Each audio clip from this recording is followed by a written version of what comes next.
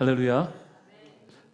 오늘도 주 앞에 전심으로 예배하는 우리 성도들의 삶에 주님의 은혜와 사랑이 가득하시기를 축복합니다. 마태복음 5장부터 7장이 예수님의 산상수훈을 다루고 있습니다. 예수님의 산상수훈을 통해서 예수님은 하나님 나라의 백성이 어떻게 살아야 하는가라는 것을 가르쳐주고 계신데요. 특히 그 시작이 되는 5장 1절부터 12절까지 해서 다루고 있는 팔복. 자, 팔복은 예수 그리스도를 믿고 하나님의 자녀가 된 우리에게 어떻게 살아가는 것이 복받는 삶인지를 알려주시면서 그렇게 살아갈 때 이런 복이 임하는구나 라는 것을 깨달아 알게 됨으로 말미암아 도전하게 되고 또 소망을 품게 된다는 것이지요. 자, 지난 시간까지 우리는 팔복 가운데 4가지의 복에 대해서 함께 나눴어요. 잠시 복습을 해본다면 먼저 첫 번째, 마음이 가난한 사람은 복이 있다. 하늘나라가 그들의 것이다. 개정성경에서는 심령이 가난한 자는 복이 있나니 천국이 저희 것이며 라고 했어요. 두 번째는 슬퍼하는 사람은 복이 있다. 그들이 위로를 받을 것이다 라고 했어요. 세 번째는 마음이 온유한 사람은 복이 있다. 그들이 땅을 상속받을 것이다. 네 번째는 의를 위하여 줄이고 목마른 사람은 복이 있다. 그들이 배를 부를 것이다. 다 기억들 나시죠? 어떤 의미든지 다 기억들 나실 거예요. 혹시 기억이 안 나시는 분들은 교회 유튜브 들어가서 다시 한번 들어보세요. 지금 설명하기에 너무 시간이 벅차니까. 자, 우리는 이와 같은 복의 개념들이 이 세상의 것이 아니라 하나님 나라와 연관되고 관련되어 있는 것들이라는 것을 함께 나눴단 말이에요. 그러니까 이 팔복이라는 것은 주의 말씀대로 살아갈 때 우리에게 복이 임하는 것이 이 땅에서 잘 살고 잘 되고 다 좋아요. 근데 가장 중요한 것, 궁극적으로 우리는 저곳이 우리에게 주어져야 된다는 거잖아요. 이 땅에서 아무리 많은 복을 받고 많은 재물을 얻고 장수해도 좀 장수라는 말을 자꾸 하게 되는데, 이번에 병원 갔다가 저희 외사촌 여동생을 만났어요. 외사촌 동생, 남동생의 동생인데 여동생인데 이 친구가 이제 오빠를 도와서 연구원으로 같이 일을 하고 있어요. 또 거기서. 그래서 같이 식사를 했단 말이죠. 밥을 먹는데 이 녀석이 저한테 오랜만에 처음으로 단둘이 식사를 하는 것 같아요. 이 친구가 되게 조잘조잘 말을 많이 해요. 근데 저한테 오빠는 장수할 거야 라고 얘기하는 거예요. 왜 갑자기? 그랬더니 부모를 공경하는 자는 이 땅에서 장수할 것이라는 그 말씀을 계속 얘기하면서 이게 그 친구에게 고모부죠. 고모부를 위해서 이렇게 며칠 동안 병원에 와 있는 거 보니까 오빠는 장수할 거야 라고. 저는 장수하고 싶진 않은데 장수할 거라고. 빨리 천국 가고 싶은데 이 땅에서 오래 살으라고 하네요. 자, 어쨌든 그런 이 모든 것들이 이 땅에서 이루어진다는 것에 대한 기쁨, 행복, 여러분 다 얻고 천국 못 가면 무슨 의미입니까? 이 땅에 거 다 누리고 살다가 결국 지옥 가면 무슨 의미냔 말이에요. 그러니까 우리는 예수님이 가르쳐 주시는 이 팔복이라는 것, 내가 듣고 마음에 품고 열심히 그대로 순종해서 결국은 내가 저 하늘나라, 주님 계신 그 아름다운 곳에서 내가 복받은 사람으로 주님 품에서 살아가겠다. 그런 결단으로 살아야 된다는 것이지요. 자, 이제 오늘 우리가 나눌 말씀을 한번 같이 읽어보겠습니다. 7절하고 8절인데요. 함께 읽겠습니다. 시작. 그들이 하나님의 자비를 입을 것이다. 마음을 깨끗이 한 사람은 복이 있다. 그들이 하나님을 볼 것이다. 아멘. 자, 오늘 본문에서는 자비로운 사람, 긍휼히 여기는 사람이라고 개정성에서는 얘기해요. 마음을 깨끗이 한 사람, 마음이 청결한 사람이라고 또 표현하죠. 자, 이 두 사람에 대해서 이야기를 합니다. 그럼 어떤 사람이 자비로운 사람일까? 어떤 사람이 마음을 깨끗이 한 사람일까? 말씀을 좀 깊이 묵상하면서 이런 자들에게 하나님께서 주시겠다고 약속하신 그 복이 어떤 의미인지, 우리가 어떻게 해야 될 것인지를 함께 좀 생각해 보려고 합니다. 자, 그러면 예수님께서 말씀하신 5번째, 자비로운 사람에게 임하는 복에 대해서 먼저 살펴볼까 하는데요. 자, 그럼 여러분 스스로에게 한번 질문을 던져보는 거예요. 나는 자비로운 사람인가? 자, 한번 다 가슴에 손을 얹고 한번 생각해 보십시오. 나는 자비로운 사람인가? 나는 어려운 사람을 만났을 때 다가갔는가? 아니면 못 본 채 지나쳤는가? 진짜로 못 보고 지나갈 수 있지만 나에게 도움을 필요로 하고 요청하는 사람을 외면했는가? 아니면 나는 다 들어주고 함께 해줬는가? 나는 자비로운 사람인가? 자기가 자기를 제일 잘할 거예요, 그죠? 충분히 생각했을 테니까. 자, 자비로우신 분이든 자비롭지 않은 분이든 오늘 말씀을 통해서 주님이 말씀하신 그 자비로움이 여러분 안에 있길 바랍니다.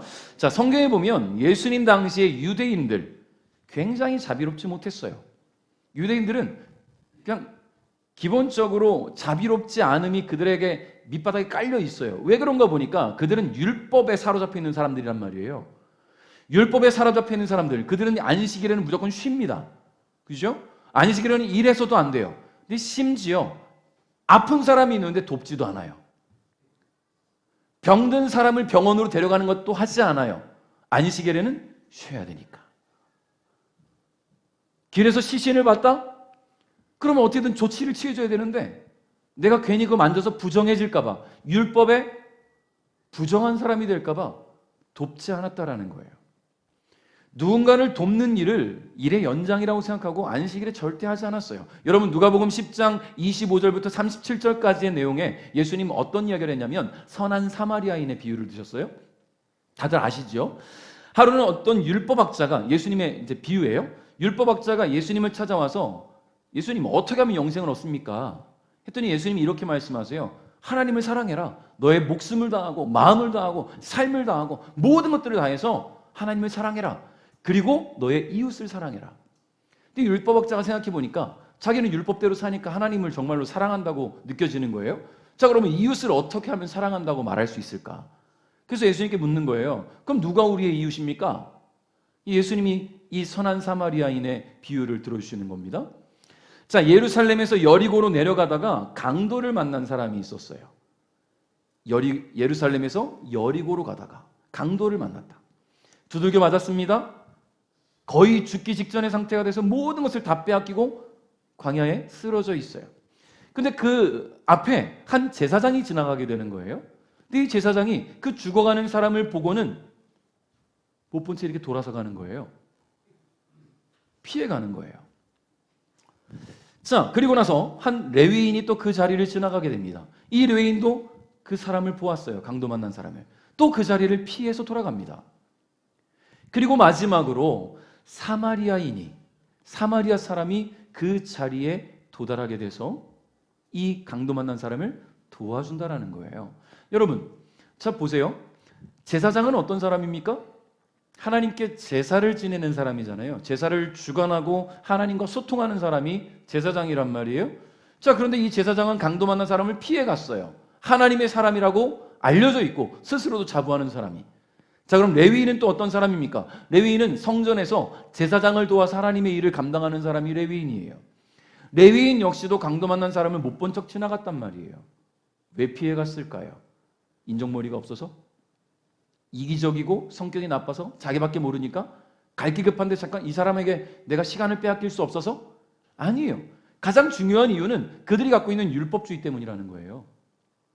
죽은 듯 누워있는 이 강도 맞는 사람이 혹시 죽어있는 사람이라면 그를 만지는 것이 부정하고 불결한 것이기 때문에 자기도 하나님 앞에서 죄 짓는다고 생각하는 거예요. 너무나도 안타까운 상황이죠. 사람이 죽어가는데 율법 때문에 돕지 않아요. 구하지 않아요. 그냥 죽게 내버려둘 밖에 없다라는 거예요. 근데 만약에 그게 걱정이라면 정말로 의원을 불러주든지 차라리. 뭐 그렇게 급하다고 지나칩니까?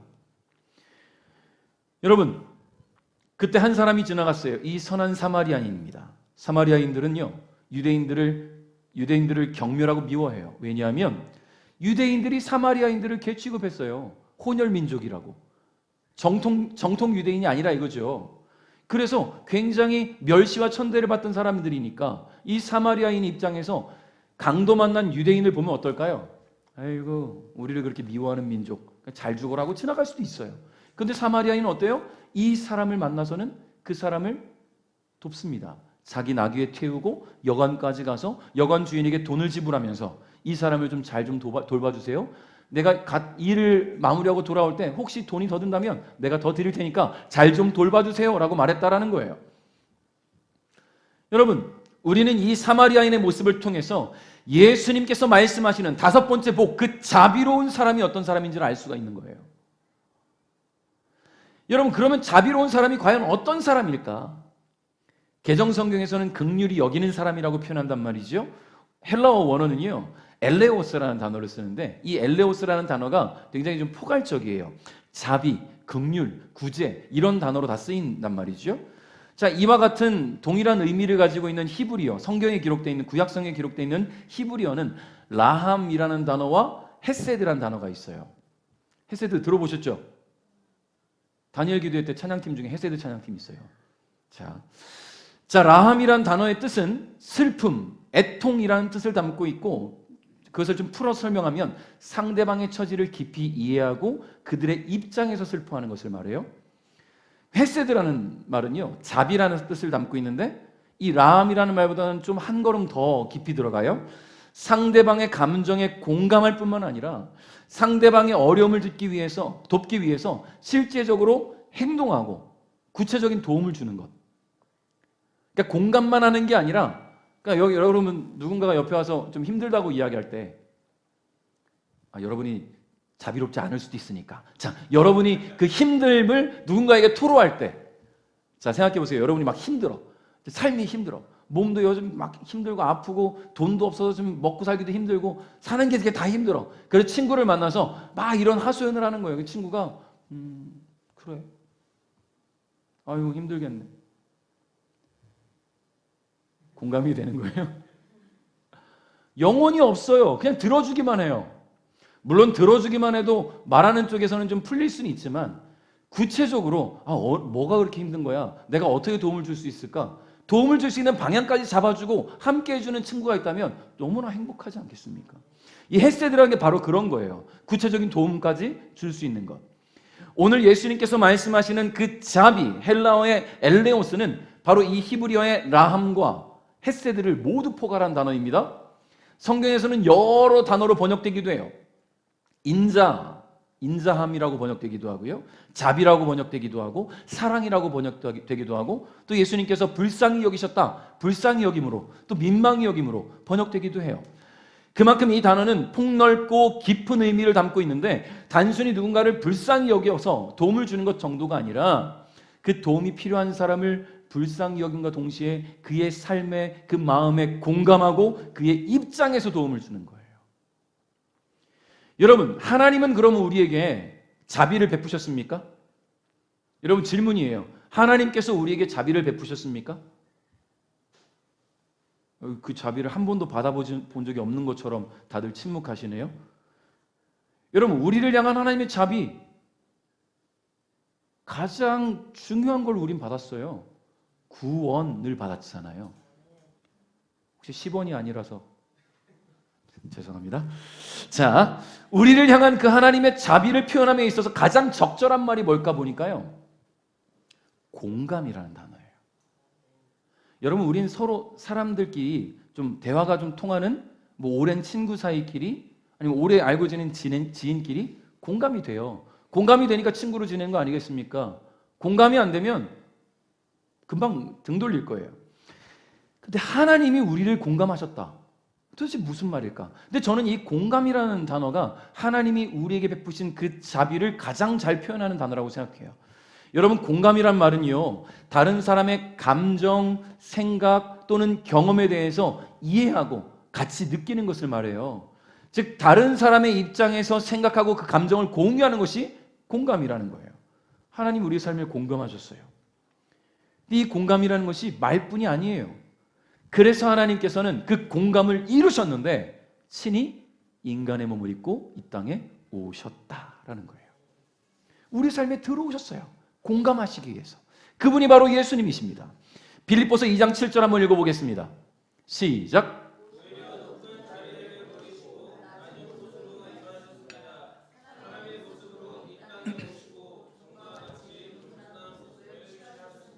아멘. 자, 예수님은 하늘의 모든 권세와 영광과 특권을 포기하시고 철저하게 낮고 천한 자리로 내려오셨습니다. 이것을 우리는 성육신이라고 해요. 예수님은 그렇게 사람의 모습으로 오셔서 종과 같이 겸손한 모습을 취하셨습니다. 그리고 정말로 공감의 삶을 보이셨는데요, 왕을 찾아다니고 귀족을 찾아다니지 않으셨어요. 소외된 영혼, 외면당하는 사람들, 병든 사람들, 아파도 치료받지 못하는 사람들, 하나님 말씀이 필요한 사람들, 여러분, 종교 지도자들은요, 자신들이 하나님 말씀을 잘 알고 있고 율법을 알고 있기 때문에 자신들만 구원받았다고 생각해요. 그리고 이 서민들, 평민들에게는 우리가 가르치는 것만 들어라, 우리가 기회를 줘야만 너희들은 들을 수 있다라고 생각하는 기득권자들이었단 말이에요. 근데 예수님은 어떠십니까? 모든 사람들에게 다가가셨어요. 그들에게 말씀을 주셨습니다. 하나님 나라가 어떤 곳인지 가르치셨어요. 고치셨어요. 살리셨어요. 예수님은 철저하게 우리의 삶을 공감하셨다라는 거예요. 여러분, 심지어 히브리서 4장 15절에 보면요, 이 땅에 계실 때 그분은 우리와 마찬가지로 시험 받으셨다라고 말씀하세요. 여러분, 예수님도 시험 받으셨어요. 여러분, 종종 우리 요즘 시험거리가 참 많아. 시험 받았단 말 많이 하잖아요. 교회 다니는 사람들. 왜 이렇게 시험이 많습니까? 네? 왜 시험 받아요 자꾸? 왜 시험 당합니까? 왜? 시험 받는 이유는 우리가 하나님과 온전한 관계를 맺지 못하고 있기 때문이에요. 그럼 이렇게 말을 하면 예수님도 하나님과 관계를 못 맺어서 아니죠. 예수님을 넘어뜨리고자 하는 사탄의 그 세력이 예수님의 성육신 이후 공생애를 시작할 때 사탄은 예수님을 시험했어요. 철저하게 인간적인 방법들을 가지고, 배고픔 가지고, 영광과 자랑할 것들을 가지고, 세상의 모든 영광들을 보여주면서 말이죠. 그렇게 시험했다라는 거예요. 예수님은 우리랑 똑같이 시험 받으신 분이다. 그리고 히브리서 2장 18절에 보면요, 주님은 시험 받은 자들을 도와주신대요. 왜냐하면 예수님께서 직접 고난도 당하셨고 직접 시험도 받으셨기 때문에 우리의 마음을 공감하시는 거예요. 그러니까 도와주신다는 거예요. 다시 말해서 하나님은 예수님께서 친히 모든 것을 버리시고 이 땅에 사람의 모습으로 오셔서 우리와 같이 시험도 받으시고 고난도 당하시면서 우리를 도와주신다는 겁니다. 그렇게 주님은 우리의 삶에 공감하셨어요. 여러분, 이것이 주님의 자비예요. 자비. 주님은 주께서 자비를 베푸신 것처럼 우리도 자비를 베푸는 삶을 살아가기를 원하십니다. 예수님은 하나님의 사람, 하나님의 백성들이 누군가를 향해 자비로운 마음을 품을 때 단순히 돕는 것에 그치지 않고 불쌍한 마음을 품는 것에 그치지 않기를 원하신다라는 거예요. 그의 어려움에 그 처지 함께 공감하고 같이 눈물을 흘리고 같이 슬퍼하면서 곁에서 도움을 주며 함께 일어서고 회복을 도와줄 수 있기를 바라신다는 거예요. 할렐루야. 여러분, 어떻습니까?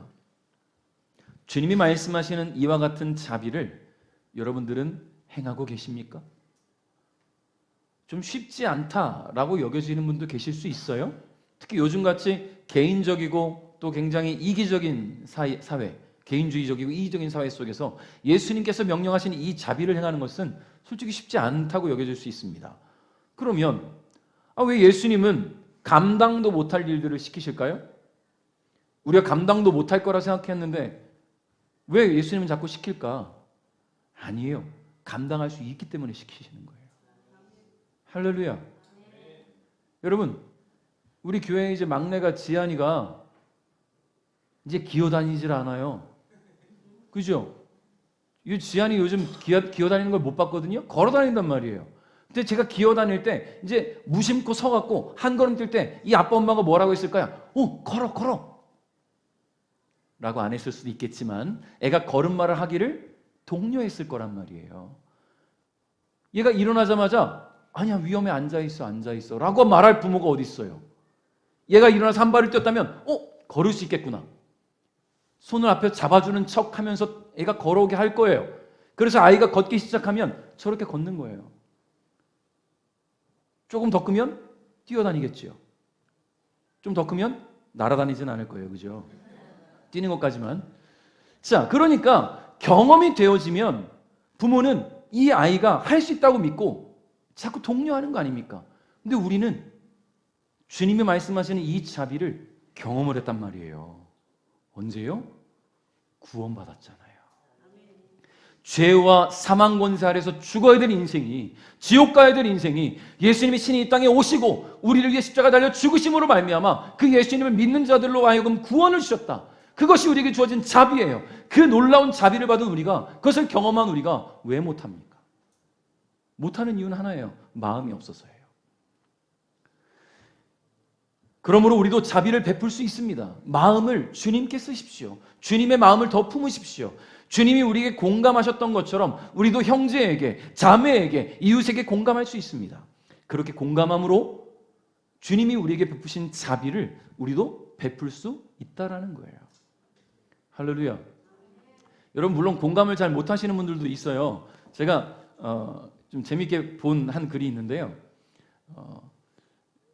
사위하고 딸이 장인 장모님 댁에 갔어요. 사위하고 딸이. 근데 거기 갔더니 새우를 막 큰 대하를 이제 쪄갖고 오신 거예요. 근데 이 사위는 굉장히 이성적인 사람, 합리적인 사람. 요즘 MBTI로 말하면 무슨 T라고 하는 굉장히 감수성이 있는 사람이 아니고 굉장히 이성적인 사람이에요. 합리적이고. 그런데 대하를 갖고 와서 가족들이 하나씩 까먹으니까 시간이 너무 오래 걸려. 그래서 이 친구가 생각하기에 저걸 차라리 빨리 까놓으면 편하게 먹을 수 있을 텐데 라는 생각에 대하를 다 까기 시작합니다. 까서 장인어른 밥상에, 장모님 밥상에 계속 까서 드렸어요. 자기도 빨리 먹으려고 까놓고. 합리적인 사람이니까. 근데 이 장인어른이 눈물을 흘리기 시작하는 거예요. 평생을 살면서 나를 위해 새우를 까준 사람은 처음이에요. 평생 내 가족들조차 나한테 새우 까준 적이 없는데 이 사위가 나를 위해 새우를 까주는구나. 눈물을 막 오열을 했대요. 이 사위는 왜 우는지 모르는 거예요. 왜 우시지? 자, 뭔 얘기하다가 여기 왔냐? 공감. 공감을 못 하시는 분들도 계시겠지만 예수님이 나를 구원하셨음을 믿는다면, 그것이 나에게 다가왔고 내가 천국 가는 것이 확실해졌다는 것을 믿는다면 그것으로 공감하십시오. 여러분이 옆에 계신 형제를, 자매를, 친구를, 이웃을 공감하시기 바랍니다. 자, 그러면 우리는 어떻게 그런 자비를 행할 수 있을까? 먼저는요, 사랑해야 됩니다. 사랑하시기 바라요. 사랑은 상대방의 마음을 공감하지 않으면 사랑할 수 없어요. 공감이 안 되면 그 사람을 어떻게 사랑합니까? 전혀 이해가 안 되는데. 예수님께서 우리를 사랑하셔서 하늘 영광을 다 버리시고 이 땅에 오시고 십자가 위에서 피 흘려 죽으신 것처럼 마음을 다해서 여러분의 사랑하는 지체들을 사랑하시기 바랍니다. 자, 두 번째로는요, 용서하셔야 돼요. 용서. 야고보서 2장 13절 말씀에 이런 말씀이 있어요. 다른 사람들에게 자비를 베푸십시오. 그렇지 않으면 하나님께서 여러분을 심판하실 때 여러분에게도 자비를 베풀지 않으실 것입니다. 자비를 베풀었던 자는 후에 아무 두려움 없이 심판날을 맞이하게 될 것입니다. 할렐루야. 또 마태복음 6장 12절에 보니까요, 우리에게 잘못한 사람을 우리가 용서해 준 것처럼 우리의 죄를 용서하여 주소서라고 주님이 가르치십니다. 하나님이 우리를 향한 하나님께서 우리에게 베푸신 최고의 자비는 바로 용서예요. 근데 용서는 사랑이 없으면 못해요.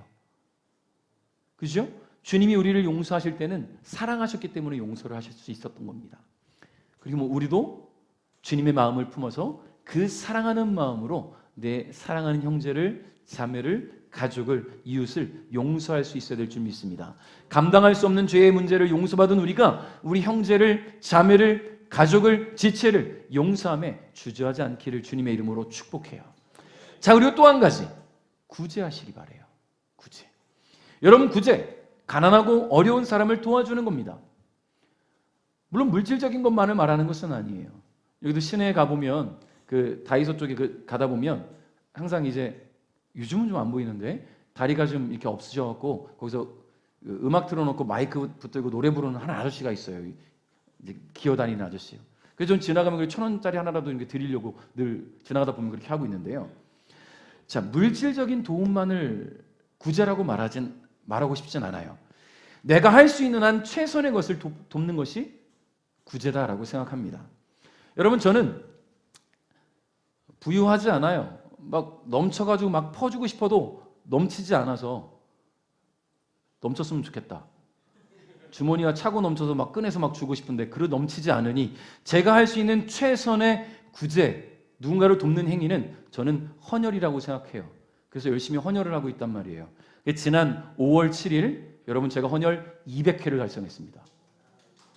200회. 이건 승리의 부위가 아니라 200회를 달성했다. 제가 헌혈을 하는 이유 중에 하나가 도움이 필요한 누군가를 위해서 최소한의 내가 행위로 헌혈을 뭔가를 할 수 있는 것, 그게 기부잖아요. 내 피를 기부하는 것, 성분을 기부하는 것. 여러분들이 할 수 있는 것들이 무엇일까? 내가 누군가를 위해 도울 수 있는 것이 무엇인가를 여러분 좀 아시고 그 일에 주저하지 않기를 주님의 이름으로 축복합니다. 자, 이렇게 주님이 말씀하신 대로 행하는 자비로운 사람에게는 복을 주시겠대요. 그 복이 뭔가 보니까 하나님의 자비를 입게 될 것이다. 7절 한번 다시 읽어봅니다. 7절 시작.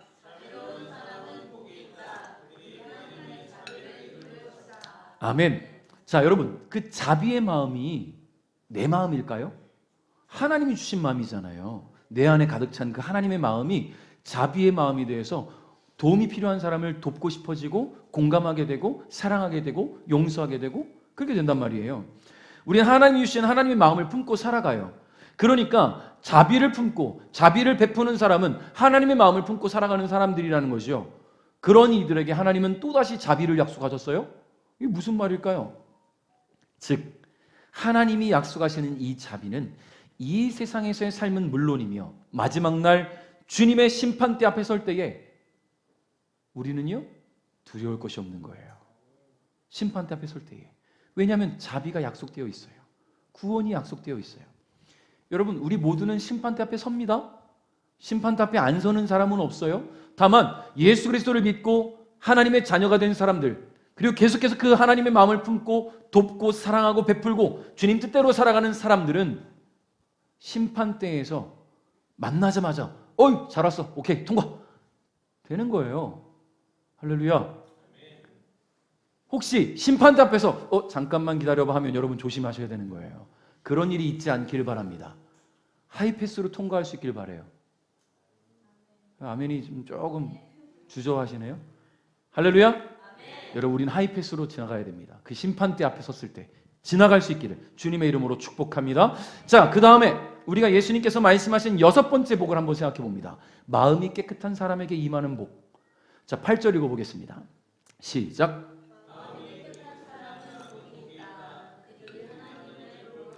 아멘. 자, 구약 성경에는요 유대인들이 지켜야 될 정결 예식을 명령하셨단 말이에요. 정결 예식은 율법을 통해서 유대인들에게 선포하신 하나님의 명령인데요, 하나님 앞에 나아가기 위한 몸과 마음가짐, 그런 모든 정결함들을 유지하는 것에 초점을 맞추고 있습니다.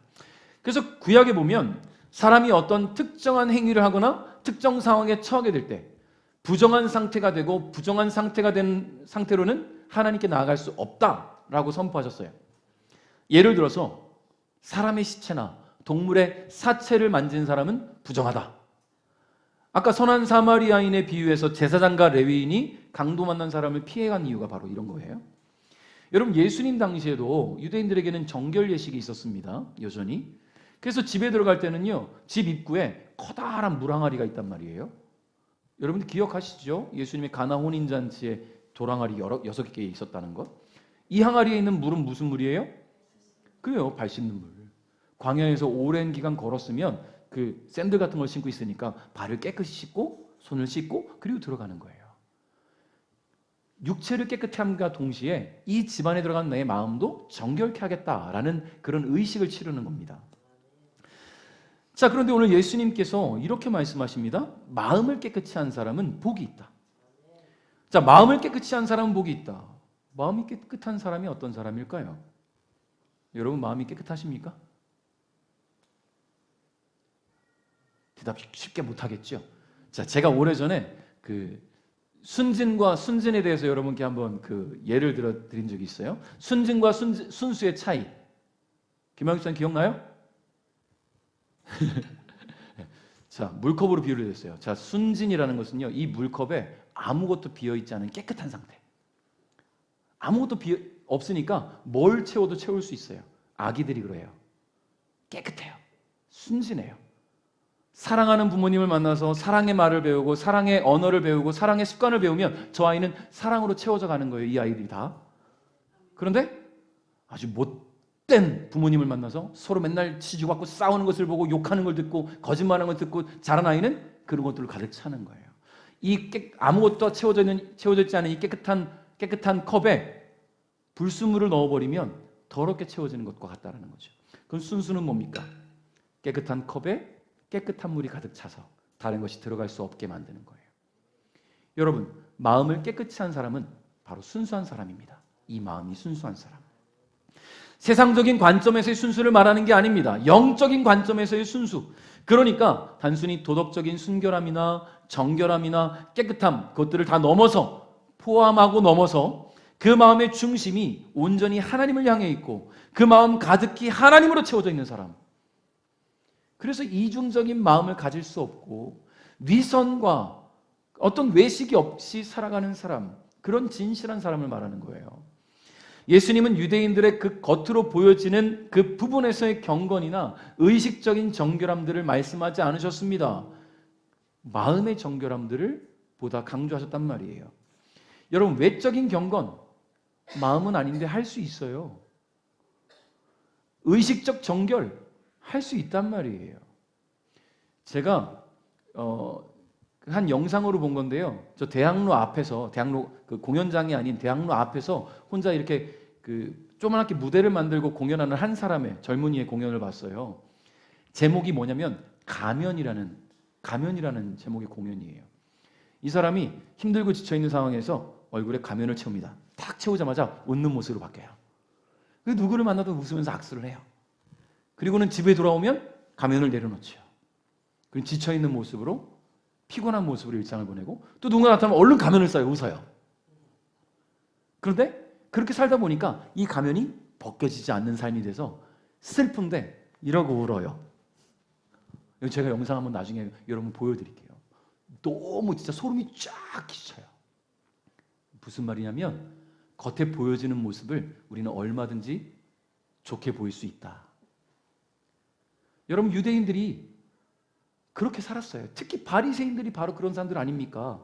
예수님은 겉으로만 의로운 척하고 실제로는 죄와 위선으로 가득 찬 그 바리새인들을 책망하셨단 말이에요. 마태복음 23장에 보면 예수님께서는 바리새인들을 강하게 책망하셨는데 3절에 그들이 말만 하고 행하지 않는 모습들을 책망하셨고요. 또 5절에서는 그들이 다른 사람들에게 보이기 위해서 행했다라고 말씀하신단 말이에요. 또 28절에서는 겉으로는 사람들에게 의롭게 보이지만 속으로는 위선과 악이 가득하다. 가면을 썼다라는 말이에요, 한마디로. 누가복음 18장 9절부터 14절에는요, 바리새인과 세리의 기도가 기록되어 있어요. 성전에 올라간 바리새인이요, 큰 소리로 성전 중앙에서 기도합니다. 하나님, 저는 다른 사람, 즉 저 사기꾼이나 죄인들과 같이 간음을 행하는 사람들과 같지 않고 저 세리와 같지 않은 것에 감사를 드립니다. 저는 일주일에 2번씩 금식하고 모든 수입의 11조를 바칩니다. 모든 사람들이 듣게 이렇게 기도하고 있는 거예요. 지금 이 기도는 누구 들으라고 하는 기도입니까? 사람들 들으라고 하는 기도예요. 하나님 들으시라고 하는 기도가 아니란 말이에요. 그럼 세리는 어떻게 기도하는가 보니까요, 세리는 멀리 서서, 성도는 가까이 나오지도 못하고 멀리 서서 눈을 들어 하늘을 바라보지도 못하고 가슴을 치면서 조용히 죄를 고백하며 용서를 구하는 기도를 했다라는 말입니다. 하나님께서 누구의 기도를 들으셨을까요? 그렇죠. 하나님은 사람들에게 보이기 위한 기도, 사람들에게 보이기 위한 예배, 사람들에게 보이기 위한 헌신을 기뻐하시잖아요. 그런 행위들은 위선이기 때문입니다. 하나님은 겉으로만 착해 보이려는 것이 아니라 마음속 동기와 생각이 순수하고 정직한 사람들을 기뻐하세요. 세상적인 욕망이나 욕심에 사로잡혀 있지 않고 오직 하나님이 기뻐하시는 그 뜻을 찾아서 그 삶을 온전히 헌신하는 사람, 이런 사람이 마음이 깨끗한 사람이에요. 할렐루야. 그런 사람에게 주님이 복을 약속하셨어요. 바로 하나님을 볼 것이다. 여러분, 하나님을 믿는 사람으로서 하나님을 볼 수 있다는 것은 너무나 큰 영광 아니겠습니까? 여러분, 그 서울에 가보면 그 삼성동만 가도 거기에 SM이라는 엔터테인먼트의 사옥이 있거든요. 외국인들이 진짜 많아요. 젊은 애들이. 뭐 우리나라 애들도 많지만. 왜 가 있을까요? 연예인 보려고. 좋아하는 연예인 한번 보려고. 바글바글해요. 그렇게 한 번이라도 내가 좋아하는 연예인 보고 그 연예인이 가까이 와서 가까이서라도 얼굴 보면 얼마나 행복합니까? 그래서 막 죽치고 앉아 있는 거예요. 여러분, 그런데 우리가 하나님을 그만큼 보고 싶은 마음으로 신앙생활하는 거 아니겠어요, 지금? 근데 여러분, 우리는 하나님을 볼 수가 없어요. 출애굽기 33장 18절에 보면요, 모세가 뭐라고 했냐면 주님, 제발 주님의 영광을 보여주십시오.